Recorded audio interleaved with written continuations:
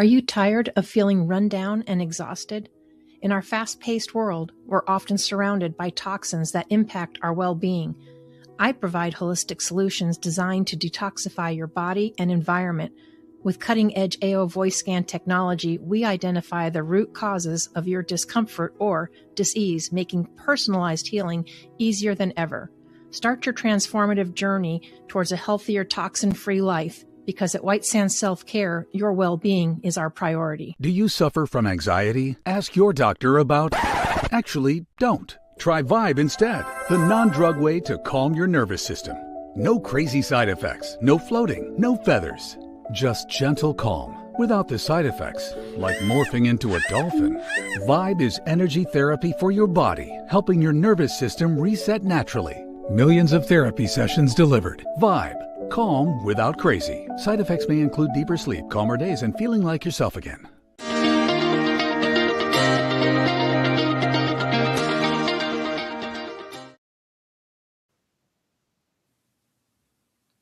Well, welcome everybody to another Mindful Monday, and I hope you are ready for heart, surrender, and spiritual discovery, because I have an incredible guest for you today. Vishrant is a contemporary mystic and enlightened spiritual teacher from Australia. Having gone from publishing tycoon to spiritual seeker, his calling now is to guide others into higher consciousness through heart, surrender, and direct experience. Vishrant, welcome to Mindful Mondays. Thank you for joining us. Thank you, Laura. Thank you. Pleasure to be here. Yes, pleasure to have you.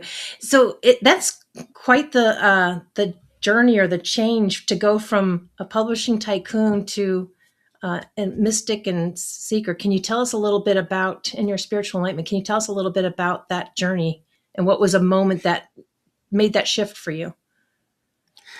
I had retired 2 years before. I retired when I was, I think, 28, and I was a successful publisher.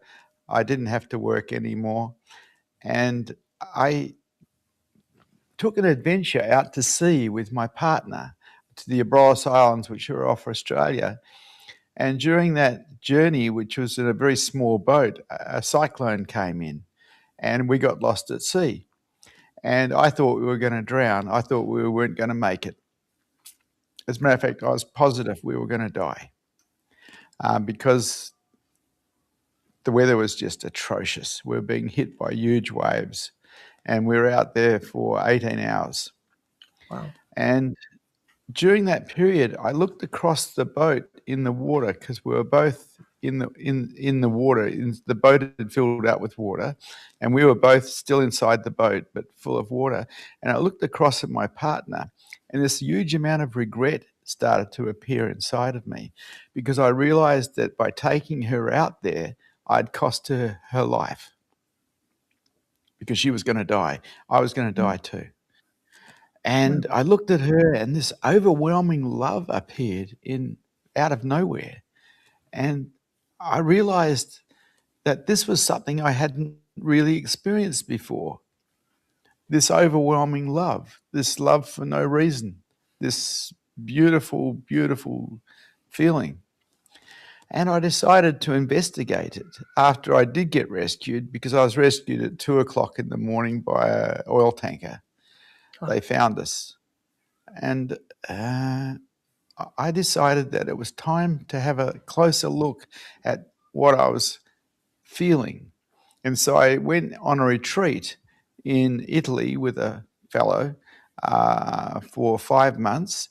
And during that period, I started to realize that as a businessman, I was so armored, so protected, so defended, that I couldn't experience heart. And it broke my heart that I actually was bankrupt, not financially, but of love. And I decided then and there that I wanted to find love. And I've decided it to such a degree that I walked into my companies and gave my companies to my staff, everything, including 14 offices of furniture, and left broke. and then took my shoes off and commenced to walk around Australia for 4 years to look for my heart. And I did find my heart. I did find this unconditional love. And it is the most beautiful thing. It was better than any properties I owned or any cars I owned or any money I had in the bank. It was just so beautiful. But I had to take my armor off. I had to become a nobody again, going nowhere, because I'd become such a big somebody, being successful at a very young age.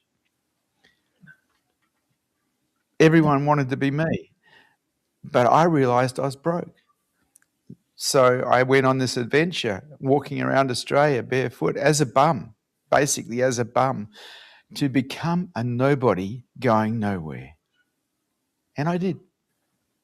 And I That's found heart. yeah, and that is incredible, and that's not an easy, not I would say probably not an easy choice to make. The fact that you just gave up everything, and but that's like you said, when you can find that hard is to give everything. You had to go back to being broke. Um, that's quite remarkable, actually. Well, it's a jump. And Yeah. I've always been a bit of a jumper. I've taken the risk. Victory favors the bold. It's simple. No, and I love that because I think, well, I don't know about Australia, but and you said we were talking a little bit before. You're used to the U.S. as well, and I think it's everywhere. You know, we get stuck in what I call a rat race and doing everything that we think we're supposed to be doing and working and working and working, and it becomes so automatic and business, and just like you said, there's no heart in it anymore. A lot of the businesses No. and stuff, the way they function, there's no heart because it's not about heart or people. It's about a bottom line. Dollars. Hmm. Yeah. Yeah. I had no idea. I thought my whole life that being successful as a business person was the answer until I got to be successful as a business person and realized there's not much at the top. There's nothing there. Yet when I found this love, it was overwhelmingly beautiful and worth everything that I had. And Yeah. so I never had a regret. No, but it's correct. And like you said, I mean, you thought you were going to die, and that seems to be when a lot of people get an awakening is more of when something tragic happens or they come close to death. Um, do you notice that a lot with people, or are you more like on a mission to help people find their heart before that happens? Hopefully before that happens. I mean, tragedy can bring people into that understanding, but it's not a requirement, really. Right. Some people have found heart. I just became a businessman and I studied the art of war by Sun Tzu, and I run my companies like the art of war. And I'd become such a hard ass that I couldn't find heart. Yeah. Wow. What were some of the biggest challenges that you faced as you transitioned into your life of dedicated spiritual exploration?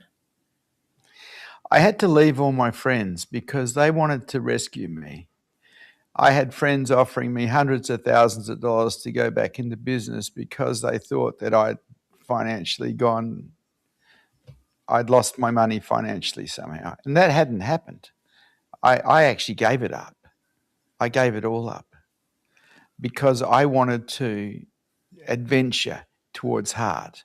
And so I had to leave my home in West Australia and travel around Australia by myself because there was too many people who wanted to take care of me. And I didn't want to be taken care of. I wanted to find my heart. Right. And so that was a big trip, just leaving everyone behind and becoming alone, completely alone for 4 years. And I ended up in soup kitchens. I ended up sometimes eating at McDonald's someone else's meal that had been left there. I became a total beggar because I had to kill the huge amount of pride I had in myself. because it was in the way. It was in the way of my heart. And so I got rid of that too. Now you said you did this And trek by yourself, so you lost your partner then along the way too. my partner at the time, I didn't have one. Okay. At, at that time, I did not have a partner. No. I was free, and that was good. No one was abandoned. Okay. Well, because you mentioned you and your partner were out on the ship and stuff, and you thought she had died. So I Yeah, apologize. yeah. I thought maybe yeah. No, there was a distance between that event. I actually had gone on retreat for 5 months, and during that period, we'd broken up. So I was free. Um, and by the time the retreat finished, I realized that I wanted to find my heart. And I realized that to do that, I had to change. I had to change Vishrant because he was not fit for heart. He was fit for war. Yeah. And did you find, like, even though you were successful and stuff before, did in this journey, did you find that you really weren't truly happy even though you were successful and you had it all? What would you say? I thought I was happy, but that was because I'd never experienced unconditional love and I didn't know what I was missing. I thought I was happy because everybody wanted to be me. I was young and successful, and I was on the top of the pile, and I was a bit of a party animal. But it was time. It was time to get into something that was real rather than something that was false. And as a businessman, I built a false persona for me to live in, and I just didn't like it. I just decided that it would have been better for me to find heart and lose everything than keep everything and have no heart. Right. And so that was the deal I made with myself. And I did this adventure. I was 33 years old, I think, or something like that, when I took off, or something like that. It was good. It was the best thing I ever did. I never, never, ever had a regret. And I met so many people on the way, on the road to nowhere. Yeah, I would imagine that's got to be an adventure. All the different people and situations. I'm sure you came across many. And Yeah. what Well, did you feel you kind of discovered along the way? what I discovered is that you can't just find heart. Heart is what you do in the world. And so I realized at some point that I had to go into service in helping people or animals or plants or anything but me. And so I started going into service. I had been trained as a masseur. I used to do deep tissue massage because I loved it. And I just started giving people free massages just as service, as helping people. And before I knew it, I was running groups and I was helping people. And it made my heart sing to help people, what I called manageable happiness. Hmm. Because as long as I was doing that, I felt really happy. And that led to me going back to university and training as a psychotherapist and as a naturopath so I could have some skills to help people with. And I did. Nice. So you mentioned that, and I love that with the thing, and I have to agree with you because when I have had the time to go do things and just help people out, like we have food come in and help distribute it to people that can't get away. It's just time and effort, but it makes such a difference in people's lives, and it's kind of an undescribable feeling. But you just kind of feel really good. If it helps you feel lighter that you were able to help do something and help somebody else. It's, I decided that it was a way of life, yeah. that the way of the heart was actually a way of life. And in Buddhism, they call it the noble path. Okay. You, you go into service of others and you help people. And I just loved it. It just lit me up to help people. And I'd become a giver instead of a taker. Because as a businessman, I appeared to be a giver, but really I was a taker. I was just very sneaky at it. Yeah, there are some of them out there that way. Yes. Mm. But so you did some of the training in the naturopath. So what did you learn and venture into? What did you decide to learn? Because there's so many different modalities, so many things you can do out there. Um, what Yeah. did you focus on to help people? Well, I did a naturopathy course, and at the same time, at university, and at the same time did a psychotherapy course, so I could actually help people with their problems as a counsellor. Because a part of naturopathy was counselling, but I decided that the counselling course I did with naturopathy wasn't good enough, and so I went and did a 3-year psychotherapy course, Mm. just to give me a better handle on how it all works, how the mind ticks, and how I can actually help people undo their problems. And I loved it. It was a love affair with what I was doing. And it shows, and you can tell. I always say, when people are doing what they are truly meant to do or what they love to do, they light up, and you can see how pleasant and happy you are. So I would say you definitely found your path in your work Oh, yes. there. Yeah. Well, it's my joy. It's my joy. It's my joy to say hello to you.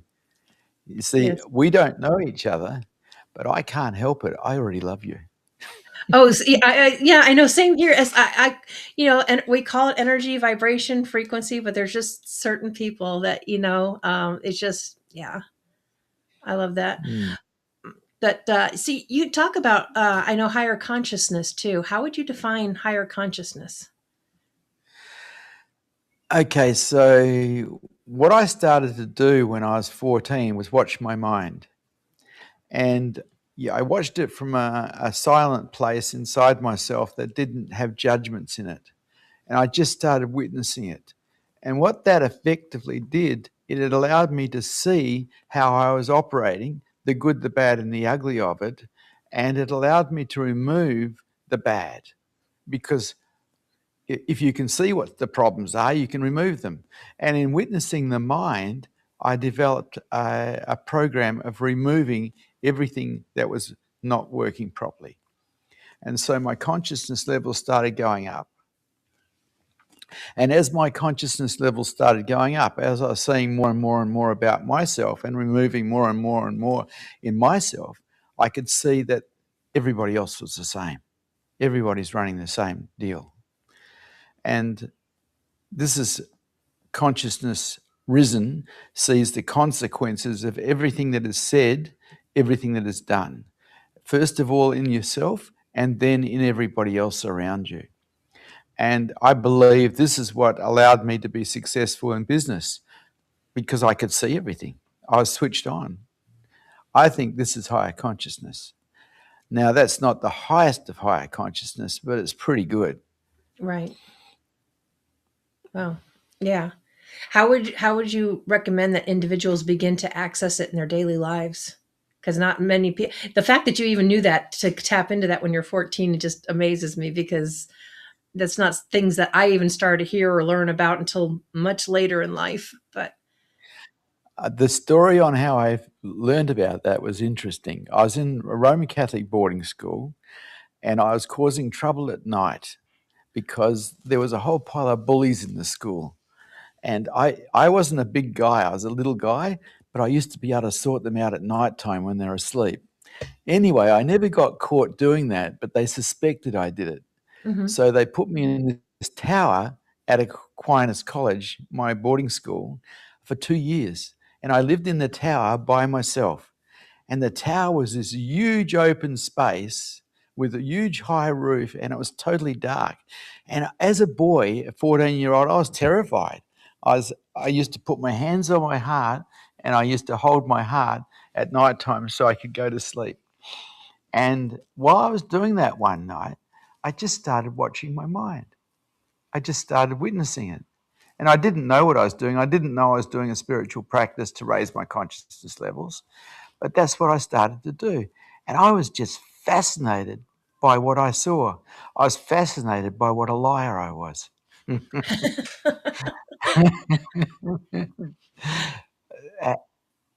I was so full of it. And it was just an adventure, an inward adventure to keep watching my own mind. And I developed the pattern of watching my own mind, which allowed me to change, raise my consciousness levels, get into higher consciousness. So it Wow. was an accident that Hmm. was brought about through a punishment. I was going to say a punishment because you were kind of forced to be by yourself because we're in a very fast paced world and everything's normally always busy, noise, noise, noise. And it's very tough. I've met a lot of people. Even I struggled myself with trying to quiet all of the what I'm supposed to do for just to kind of like meditate or to, just to find that quiet. So, what do you suggest for people to do? Is there a practice or tips that you can give them of how to shut that noise Well, out? you did mention something else. You mentioned meditate. Hmm. Um, if you're present to what is real, and everything you see is real, and everything you hear is real, and everything you feel is real, and everything you smell is real, and everything you taste is real, if you're present to what is real rather than present to what you're thinking, you're in meditation. And my life at Aquinas College, because it was such a violent environment, I was very present all the time. And so I did not know this, but I was practicing meditation when I was at school because I was being ambiently present to everything around me the whole time because the chances of getting beaten up were reasonably high because I was locked in a boarding school with 800 kids and I was an outsider because my parents lived in the city and they all lived in the country. And so I was already an outsider at Aquinas. And so I had troubles on my hands. And to survive it, I got extremely present, ambiently present. And in not long after I got to school, one of the teachers noticed I was being bullied, and he turned out to be a kung fu teacher, and he taught me kung fu. I ended up training in kung fu for 14 years. But what that did is it allowed me to be extremely present while in action. And being present while in action is brilliant. It sets you up for a successful life because you're not lost in dream in your head. Yeah, People think that this is great. It's not great to live in your head. It's kind of dead. It's great to live in reality. And what you see is real, what you hear is real, but everything else, everything you think is dream. It's yeah. not real. And so I abandoned dream when I was quite young and have been present ever since to what is real. And I love reality. People say I'm a spiritual teacher. I don't think so. I'm a reality teacher. I teach people how to be real. No, and I like that too, and I love the way you describe that because most people, when you talk about meditation, you think meditation, they automatically assume, oh, you're in the quiet and you're dark, and sometimes it is good. I mean, guided meditations I can do, but like you, I guess that's kind of actually what I've been doing with present because when I feel that I need to go outside and I watch, I just pay attention to everything that's around me, the birds, the trees, the critters, just everything is kind of where I kind of focus on. Um, that's always Yep. found helpful, but it doesn't mean you're in a deep trance or not. But it's a meditation for me. It just helps calm and make me Well, happy. I developed a practice that I called walking in Zen. And I'd be walking along a beach front or the edge of a river, and I'd be watching my breath and I'd be watching my footfalls. In other words, how my feet were landing on the ground. I'd be feeling the wind against my face if it was there. I'd be feeling the sun against my face if it was there. And when I was that present to the sounds, my footfalls, my breath, I couldn't think. And so I called it walking in Zen. I was actually just present to what was real. And I loved it. I did a great deal of that, even as a boy. I just loved being present to reality. It, Yeah. I had motivation. It was too dangerous to be a dreamer when I was at school. Right. No, I love that. I like walking in Zen. I'll have to remember that. I like that. But Mm. yeah. And I know you focus a lot on the concepts, and and to me it's important. I've always considered myself a very heartfelt person, and I always like the term like-hearted rather than like-minded, but you emphasize the concepts of heart and surrender. How can someone cultivate these qualities, especially in our fast-paced world that we have? Okay, so if you don't want to suffer in this life, you accept life as it is and you let things go. Now, if you want to suffer, you resist life. It's pretty simple. And most people resist life and suffer, but that's because they don't realize what they're actually doing. The key to having a happy life is accepting life as it is and letting things go. And people think, well, if I accept life as is, nothing will change. I'll become ineffective. No, that's not true. I'm a living example of that not being true. I was super successful in business and I was into acceptance and I was into letting things go. Yeah. So there you go. In a nutshell, that's it. And I think Acceptance that's a and big important part too, is letting things go. Because I am yep, guilty. When I was younger, I used to hang on to things or vent, and I used to think that me talking about all the time was venting. It's like it wasn't venting. I was just reliving everything. It's like nope. I now I've just learned those energies do not serve me, and I just let things go. But it's not that's not yeah. always an easy task for people. Well, that's not how we were programmed. We were programmed to hang on to everything biologically, be attached to everything and offer resistance to everything. And unfortunately, in today's climate, we've been programmed to be victims of everything. In other words, blaming other people, blaming the world, blaming this, blaming that, always in this blame mode. And that just hurts us. Every time we go into a blame mode, we hurt ourselves. And so dropping victim orientated thinking is very important also, if you can do it. Yeah. We weren't born as victims, but we were programmed as victims. The moment we started watching television, the news is victim orientated. The movies are victim orientated. Everything's victim orientated. And so you won't meet too many people in the world who aren't victim orientated to some degree. But if you really look at it, it's how we cause suffering for ourselves. When we turn ourselves into a victim of anything, when we start blaming, we're in resistance to life. That's when we start suffering. No, that's And true. That's yeah. I just refuse to suffer. Full stop. Yeah, been there, done that. No, and that's a good point too. I like that. That's a very good point because that's what we do. We go in victim mode. There's a lot of things that I think one of the books that I had read Jack Canfield. One of his first principles was take 100% responsibility for what you've done, because we all had a choice. You can choose to or not to. It's still a choice. You have the choice to put yourself in that position or to walk away. You played a part in it. In other words, in some way or form, you should acknowledge it. I'll go one step further. Take responsibility that you make yourself feel that nobody else can make you feel but you. That is very true. That is very So true. nobody can make me feel but me because I'm responsible for my feelings. If Yeah, I start blaming other people for how I feel, I'm being irresponsible. I'm actually being immature. yeah. Very, very good point. Very good point. I So love it. yeah, no, I do. I love that. It's simple things, and it's things that we kind of actually know, but it's like we get in this whole automatic victim mode, whatever stereotype. You just get in this whole thing, and from some of the studies that I've seen or read about, it's mostly because the negativity. We're bombarded with it constantly, and it doesn't take much thought for our brain to go that way. It takes more thought and conscious effort to be positive and to look at things differently.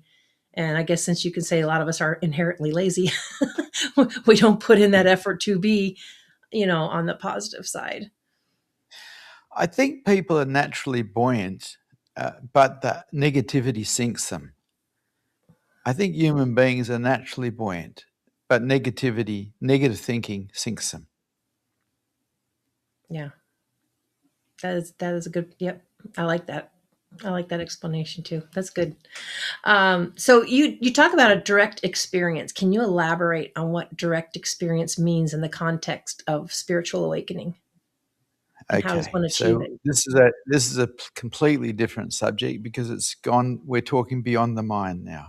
Okay. There's something that's aware of the mind, and it's always aware of the mind, but it's never aware of itself. And so this that's aware of the mind can become aware of itself through self-inquiry, for instance, say, like who's aware, asking the question who's aware can take you awareness to becoming aware of itself. And when awareness comes aware of itself, that's a satori. It's a glimpse of reality. It's a glimpse of what we truly are. And what we truly are is nothing like what we think we are. Uh, Awareness is our nature. Awareness is our true nature. It's before the mind, but we think we're the mind, and that's a mistake. We are that's aware of the mind. And when we become awareness becomes aware of itself, we start to the mind starts to experience what it truly is. And that's just mind-blowing. I experienced myself as the universe and every particle in it being love. That had been And that's my current experience also. no, but that's an incredible one. I've met a number of people that have been able to achieve that and get to kind of get to that. I don't know what you want to call it, a higher. I'm still learning the terms of that, but I think it's absolutely incredible that when you can get to that level. That's super consciousness. It's not Yeah. higher consciousness. It's beyond consciousness. It's ordinary consciousness. It's super consciousness. Being aware of self as everything, being aware of self as you, being aware of self as the room, being aware of self as the sky, being aware of self as everything, no separation. But for that to occur, the ego has to be absent because the ego sees everything as separate from itself. And in Satori, the ego disappears when awareness finds itself. In enlightenment, the ego disappears completely. It's gone. It's gone. So Vishrant left the building 27 years ago. Gotcha.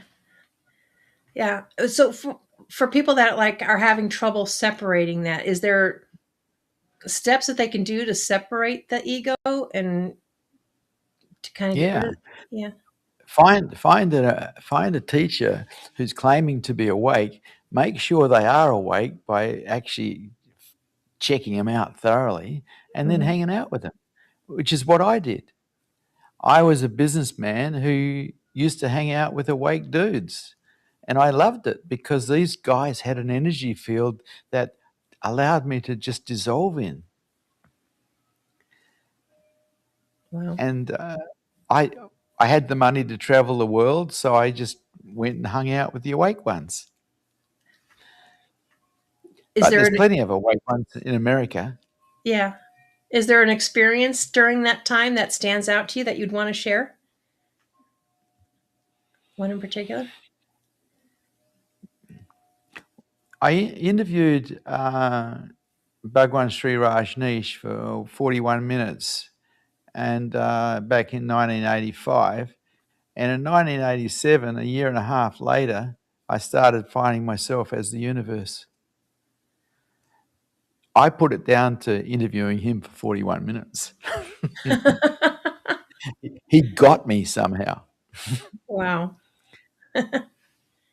And so it changed my life incredibly because uh, all of a sudden I found that I wasn't just a human. I was beingness. I was pure consciousness, pure awareness, pure everythingness, and that we all are. It's not just me. We all are.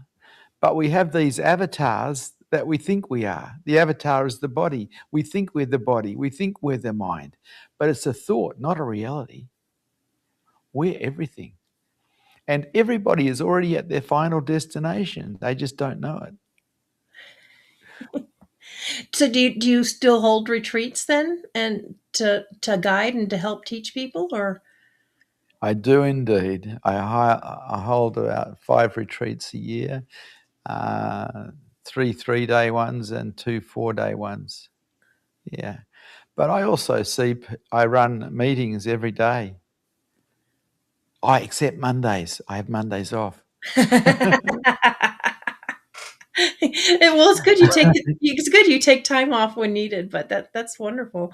Um, yeah. I do two meetings, 3 meetings on Tuesdays. Mm. So And the what meetings run for about an hour and a half. nice. As like so like a group class or group meetings or online? Well, a lot of it's online, but I do have people in front of me at the same time. I think last month we had 2.5 million views of my videos, my talks. I that So does people are listening. Huh? that does not surprise me. That does not surprise me. You know, you said everybody wanted to be you before when you were a tycoon, but I would argue that there's a lot of people that would love to be you and where you're at now, because just the whole the whole Well, that peace and calm just radiates from you. brings me to another point. It's the tall poppy syndrome. When I was in business, I managed to become very successful, which meant I became a tall poppy. And the thing about being a tall poppy is everyone else who's not made it tries to pull you down by some way. Maybe by saying, well, you're not honest or something like that. Even tell lies about you to bring you down. Well, the same thing happens in spirituality. You you get successful at finding yourself as truth, and you've got all these knockers that just want to pull you down. It's the world we live in. Yeah, I don't think you'll ever find that that's not there, unfortunately. But Fortunately, I don't care. I know there you go. That's why I tell people, I'm like, people are either going to resonate with me or they don't, and that's okay, because not everybody's cup of tea. But I think it's important, you know, the work that you're doing, and I love the whole journey that you've been on and how you got there. Do you have a particular practice that you do for yourself every day to keep yourself present and mindful? I don't need to. I am present. Basically, we develop patterns in our minds. These are called default patterns. And I have a default pattern of being present to reality all the time. I also have a default pattern of being open all the time, which means being vulnerable all the time. These are my 2 default patterns. One supports the perception of love, the openness one, and Hmm. the other one supports the perception of reality, because I'm not dreaming. I'm here.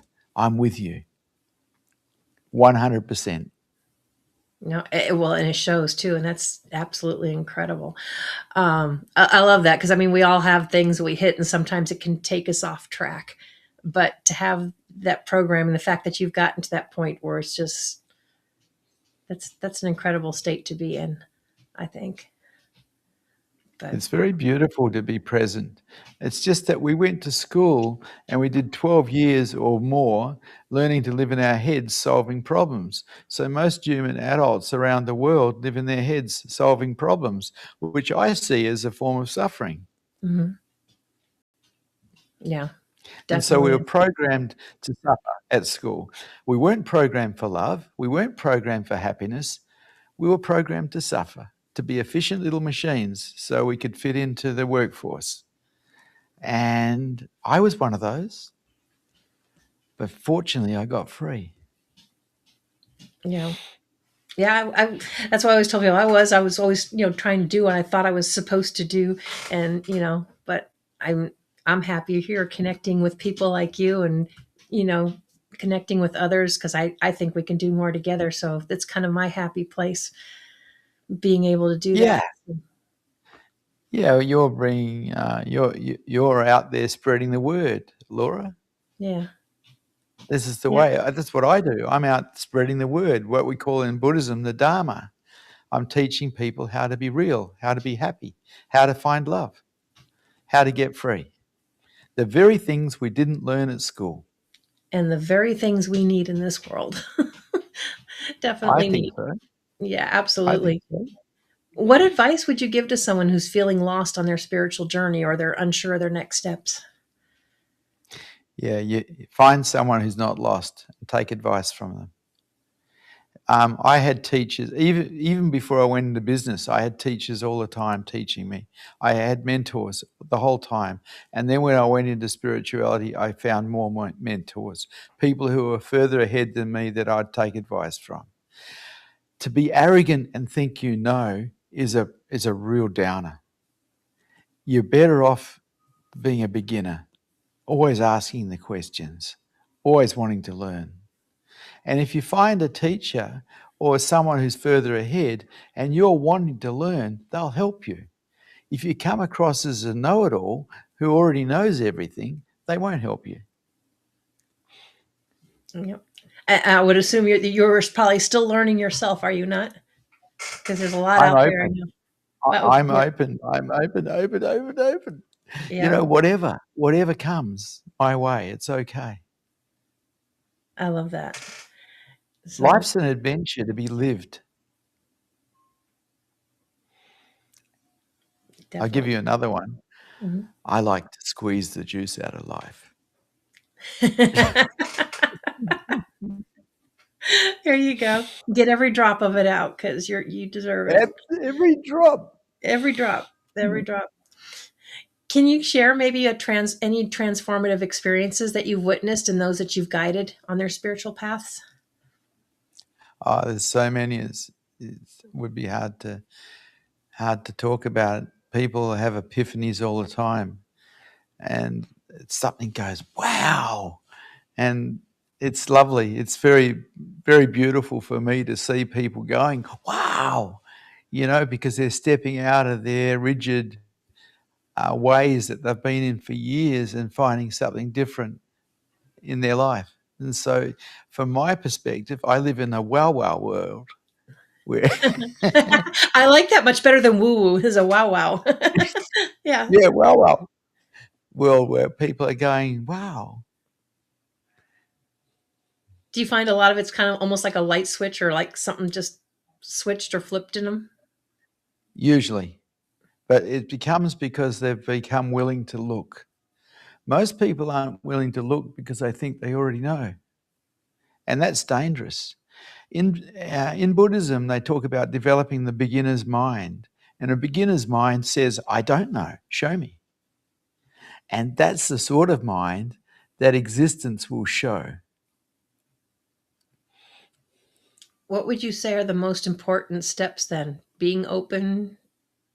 I mean, like, Being present, being open, finding yourself someone who can guide you. It's the same in business. If you want to be successful in business, you get someone who's successful in business to guide you, which is exactly what I did. You don't think, oh, you know. You find someone who does know and you get their advice and you become a student. I've been a student my whole life. I love it. In the mystical path, we call that being a seeker. The seeker is a questioner. The seeker is not a believer. The seeker wants to find out for themselves what is real. okay. Yeah. I would be one of those because I'm like you. I'm always open. I'm always trying to learn and absorb. I meet so many people across the world, and they're all at different levels, different things. So I always love learning all the different um, modalities, the different consciousness, the way people get that. I just because I know there's more out there. I know there's more out there. I'm still in that phase of going, but Wow. yeah, the wow, the wow, the wow. But Yeah. So, looking ahead, what vision do you hold for the future of spirituality and consciousness, particularly in our rapidly changing world? I, I I feel that it's the only chance humanity has is to raise consciousness levels. I think the lower consciousness that we have on this planet at the moment is what's creating wars, is what's creating starvation, famines, all the bad stuff is created by lower consciousness. In higher consciousness, you just simply don't get into that stuff. You don't. Yeah. And I think higher consciousness is the only thing that can really save the population of the earth. And so I'm interested in helping people raise their consciousness levels. That's my mission on this planet. Yeah. I love that too. And like you said, it's heart, the more people can find their heart, then I think the less we would have of all the other mess. Oh, heck yeah. Yeah. Yeah, when you love people, you don't want to hurt them. No. No, no, not at all. Mm. But so the Vishrant.org, is that the best way for people to connect with you? Yeah, that's the best way for people to find me, because there's that website has all the information on it, and on what's going on and what's not going on, and the contact to my manager, whose name's Tosh. Yeah, Yeah. that's the way. Yep. Tosh is pretty incredible too. Do you do everything, all the work that you're doing? Do you do it in groups and classes? Do you do anything one on one with people at all, or No, I generally talk publicly to people. publicly? Yeah. Yeah. When I trained in psychotherapy, I trained in group therapy. I trained in how to run groups. And my forte is running groups. Okay. Oh, that makes sense too. And I think we always think we can do more together, but I know sometimes some people are sensitive or do one to one. So that's why I was just curious. And you all, but go ahead. Yeah, not really. No, No. no. No.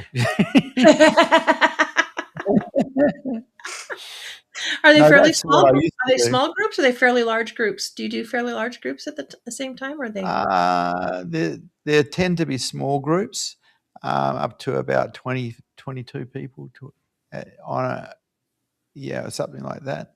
Mm. But when I do public groups, they're a lot bigger.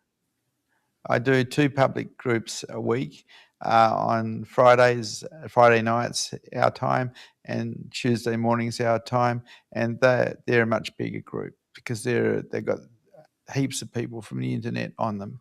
But when I do my private groups, uh, there's less people, Yeah. a lot less people, and everybody can put their hand up and talk to me if they want to. Yeah, you're very easy to talk to. So I would imagine it's a pretty easy and comfortable situation there. Um, so when you do your retreats, are they all in Australia, or do you travel to do retreats into different areas? Are you traveling still? Because I know you were traveling. Heck no, I, I like being here. This is nice here. But I do run the retreats on, the retreats aren't just here, they're online. And so people can join them online. Oh, okay, okay. Mm. So you're done And be traveling, part is of the what you're group. telling me. Oh, well, I don't know. Who knows the future? That is true. That is true.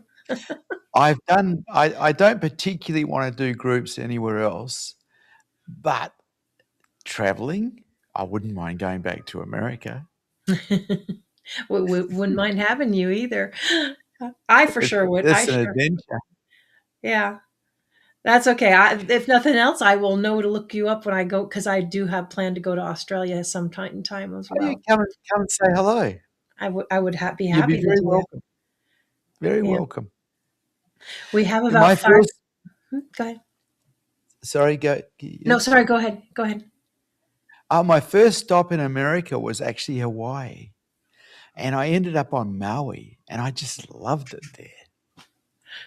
That's exactly where I went to in 2006. I visited Maui because I wanted to visit Hawaii for Hawaii. I didn't want a commercialized state looking thing. I wanted the more of what I thought Hawaii should be like. So I went to Maui also, and it is beautiful. Well, I landed in Oahu and lasted a few days. It was too commercial for me. Yeah, Then went down to Maui. there you go.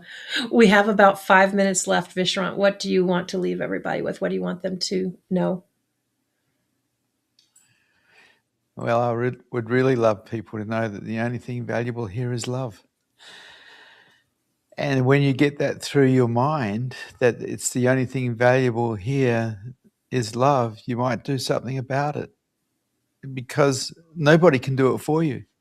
You actually have to do this journey yourself. And yes, it does take hard work to undo yourself so you can find love, because more than likely you've got a whole pile of things in the way. Obstacles, I call them, that are in the way of love. Anything that creates contraction in you is in the way of love. Anything that creates resistance in you is in the way of love. And so usually these are belief systems about this, that, and the other, and they need to be undone. And that's the work in consciousness growth, undoing belief systems that are in the way. Yeah. And I started that when I was in my 20s because I could see that I was quite wounded from my childhood and I just wanted to get healed because I didn't want to be a wounded bunny. But to heal wounding, I had to feel it first of all so I could heal it, but then I had to stop producing it.